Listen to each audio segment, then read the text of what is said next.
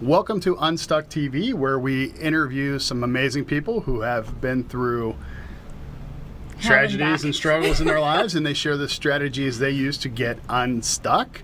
And today is no exception. We do have an Unstuck Happiness Conference coming up on March 31st. So we're excited about that. And some of the speakers are here with me today. We have Cheryl Green, as always. Hello. Here, and Beth Boggin is with us today. So Beth, we've heard Cheryl's story a few times. Tell us a little bit about what we can expect from you at the Unstuck Conference. Well, I'm going to be sharing my story and recovery of mental health, mental illness, and how that struck my family, my mother, my grandmother, myself, and the choices I made that just kind of kept me stuck in a really toxic, unhealthy place, but how and what I did to turn that around. How did you realize you were stuck? I couldn't take very many steps without going back to the same bad behaviors. And so I kept returning to making bad choices. And so it took a while and lots of perseverance to get out of that. You said you're fairly new to Vegas, 2.5 years, although it kind of makes you a local at this point. Yeah. Have you found it easier having that change of environment and being in a new place with new people surrounding you? Found it easy? Easier. Yeah, to not return to those behaviors. Yes, I think so. In fact, I have moved. I've moved a lot in my life, and I think every time that you move and start over, you kind of get to begin again from the growth that you had. So that is one benefit of moving, although it is a struggle to move and start over, but you get further along in your growth.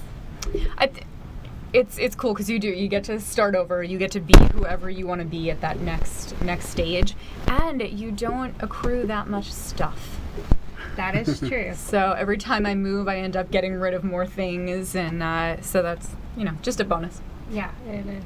It is. And when we moved here, we downsized into a much smaller home, so we even got rid of a lot more stuff. So at what point did you decide you wanted to start sharing your message and helping people? I started... Not to take a really wide turn from what you guys were talking about. Oh, but I started probably about 10 years ago wanting... From the age of 17, which I'm 44 now, I knew that I always wanted to help people, and I knew that I needed to help myself before I could help others. And so along the way, I have been sharing my journey, but the healthier I get, the stronger I get, the more people I've been able to reach. Awesome. That's cool.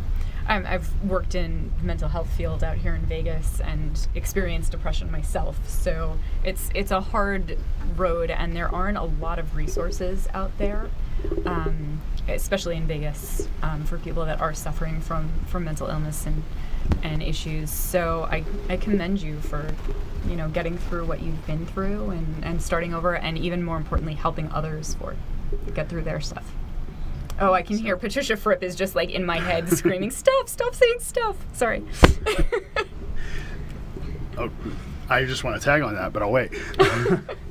So there is a lot of misconceptions about mental illness and specifically about bipolar disorder.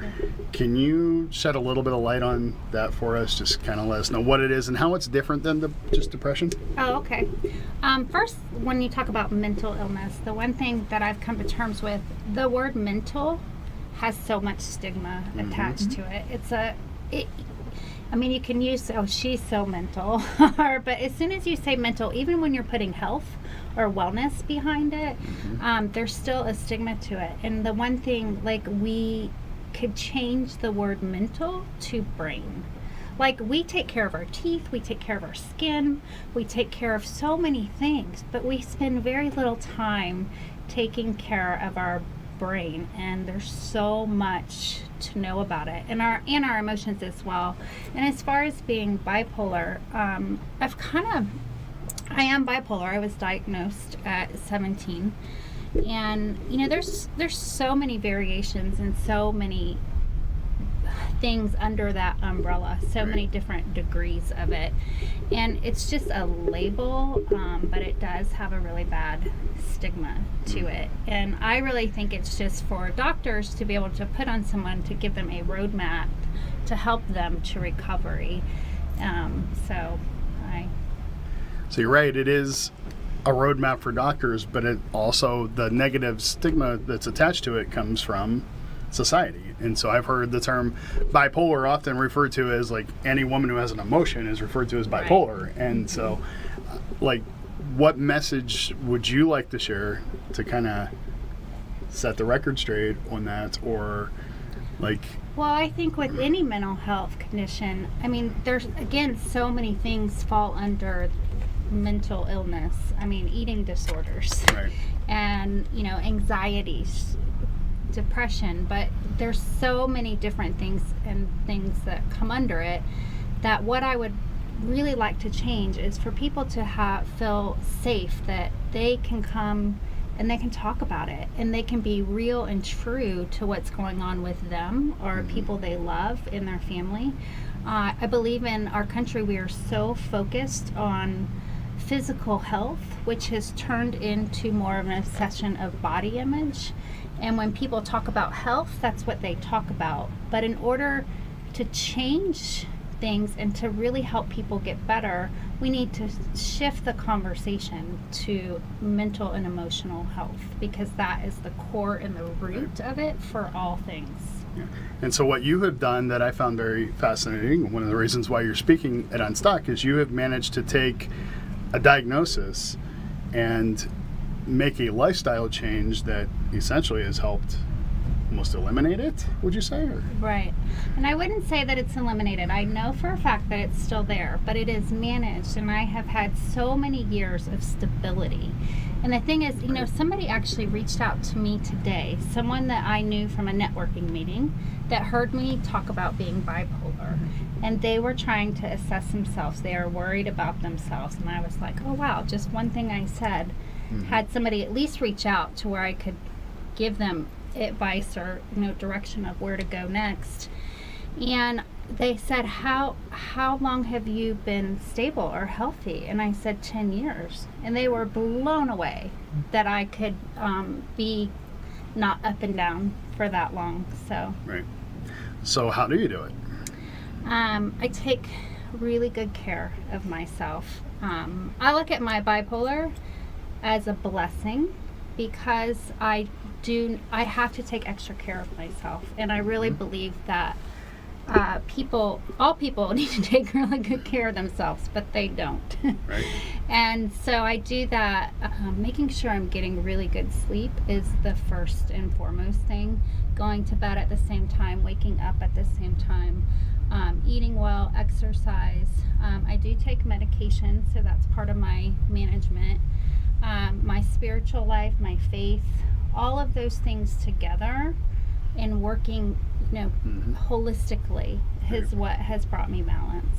So the idea of bipolar, experiencing those highs and lows, in managing that and eliminating some of those highs, like, how do you still manage to have highs and lows in life, because that's important, right, without letting it get out of control and back to where you were before? Just by doing all the things that I just said. And I do have ups and downs, right, like everybody else does, but they aren't too high and they're not too low. And I stay very in tune to myself. I keep a journal, so I'm always writing and noticing what's going on with myself. My biggest predictor if I'm getting manic is sleep and lack of sleep. And so instantly it's something that I can catch. And my husband has, we've been married almost 20 years, so he can identify and help too in any of the symptoms or signs, or and with depression too. Sometimes that I'm a female, so there are hormones involved. We have to kind of work through it. And I'm married to a psychiatrist, so I know that idea of medicating to prevent the highs and lows sometimes can make you almost numb to some of the things that we really enjoy about life as well. So Right. it's excellent. It's awesome that you found that balance, and you found it through health and nutrition and other means than just the medication. So Right, and I think medication is necessary. Right. And for certain people, that's something to be decided individually, and through medical help. But it's not only medication. You can't just be given medication and sent home and things are going to be okay. And that's something that I really want to make people aware and change in the medical right. community too. Well, we're gonna take a short break, and we'll be back with some more from Beth. Thank you.